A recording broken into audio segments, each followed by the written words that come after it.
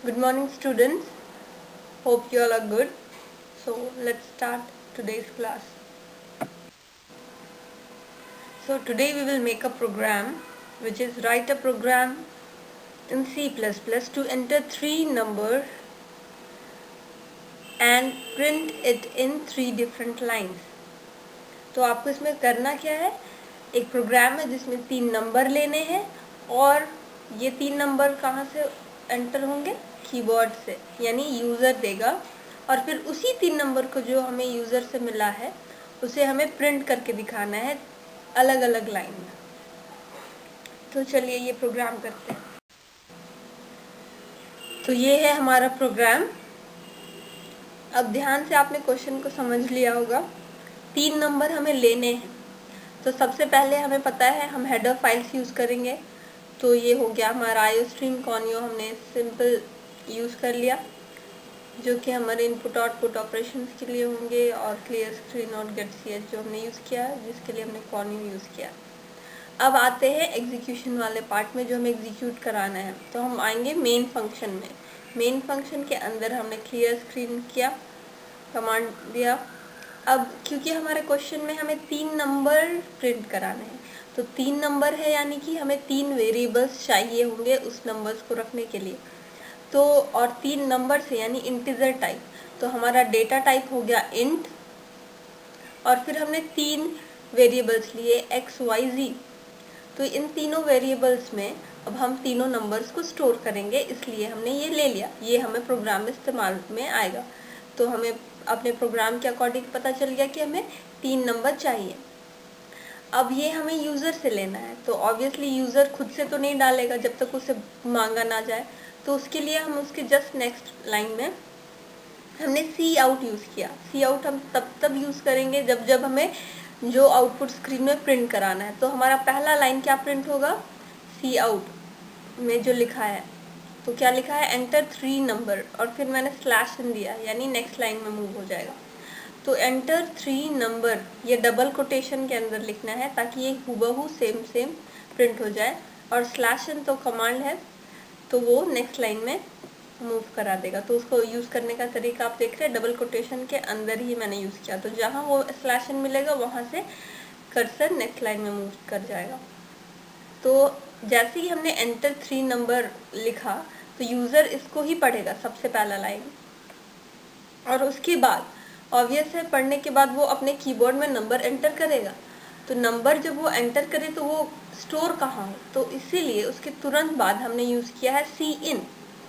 सी इन क्या करता है, कीबोर्ड से आने वाले वैल्यूज़ को स्टोर करा देगा दिए गए वेरिएबल्स में।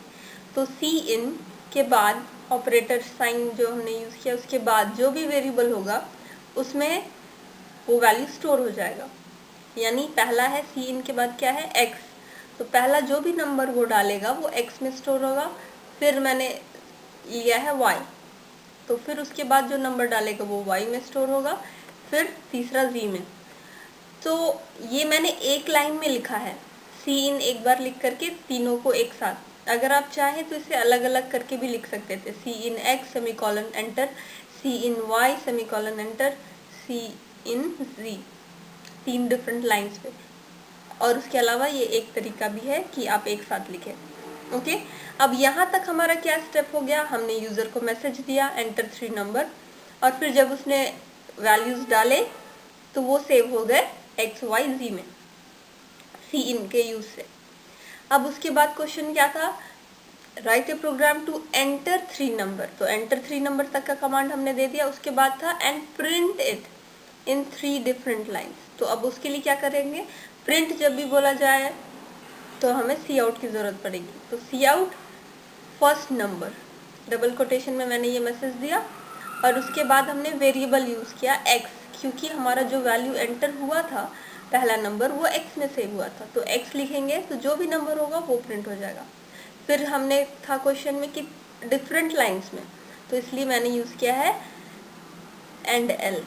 तो सी आउट डबल कोटेशन के अंदर फर्स्ट नंबर कोलोन, तो हूबहू वैसे प्रिंट हो जाएगा, और उसके बाद ये ऑपरेटर यूज़ करने के बाद आपने लिखा है एक्स, तो एक्स में जो वैल्यू हो वो सेव हो जाएगा। उसी तरह फर्स्ट नंबर, सेकेंड नंबर, और थर्ड नंबर, तीनों प्रिंट हो जाएंगे। और हमने जहाँ जहाँ हैंडल यूज़ किया है वहाँ वहाँ से डिफरेंट लाइन में चले जाएंगे, तो तीनों अलग अलग लाइन्स में प्रिंट हो जाएंगे। और फिर get ch close program and.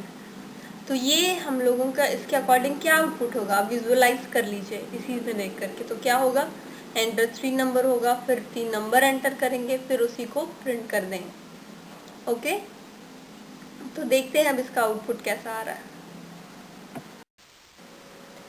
अब आप अपने प्रोग्राम को लिखने के बाद पहले उसके बाद क्या करते हैं, कंप्लीट हो गया प्रोग्राम कोड करना। अब उसके बाद करेंगे आप कंपाइल।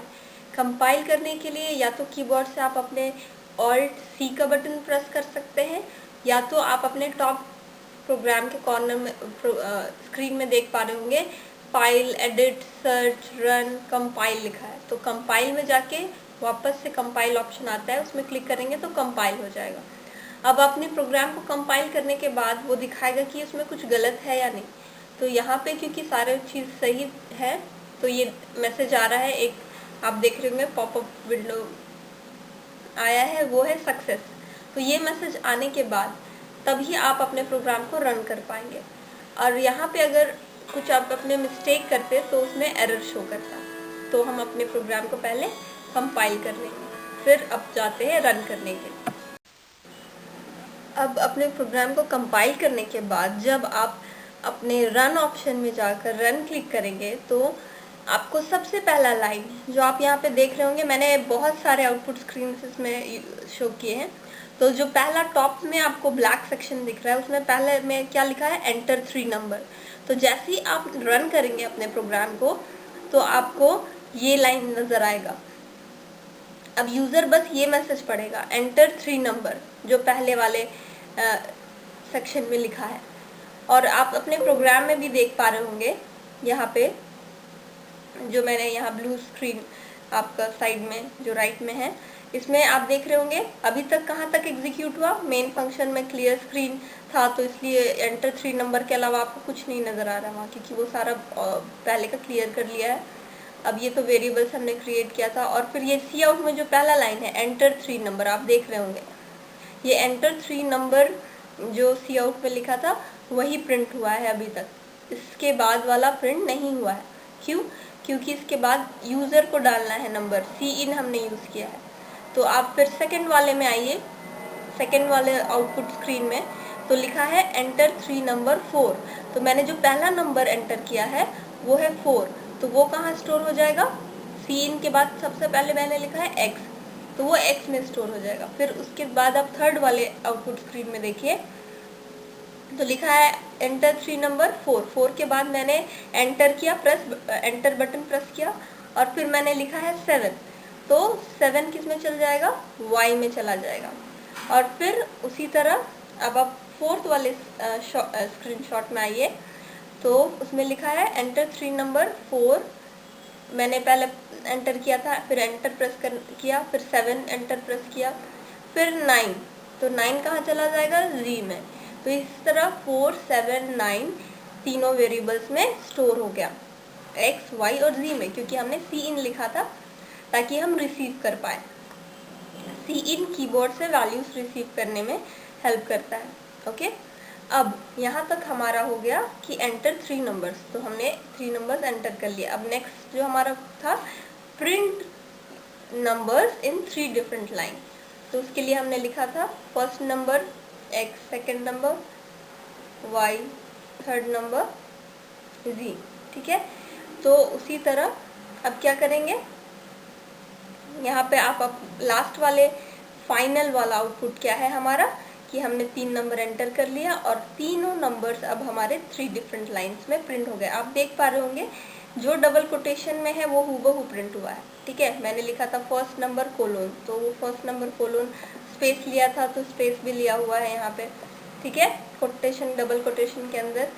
फिर उसके बाद था लिखा है एक्स, तो एक्स में क्या वैल्यू चला गया था हमने अभी डिस्कस किया, पहला नंबर 4, तो एक्स की जगह पे क्या प्रिंट हो जाएगा 4। फिर एंडल, तो हमने नेक्स्ट लाइन में चले गए।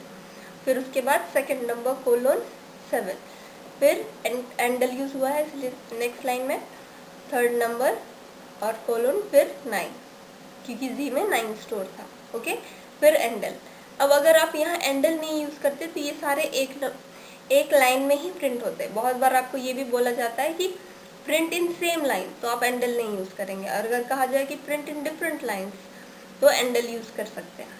ठीक है, तो ये है हमारा फाइनल आउटपुट। तो ये आप भी ट्राई कीजिए, रिवाइज कीजिए। Okay, all the best, thank you.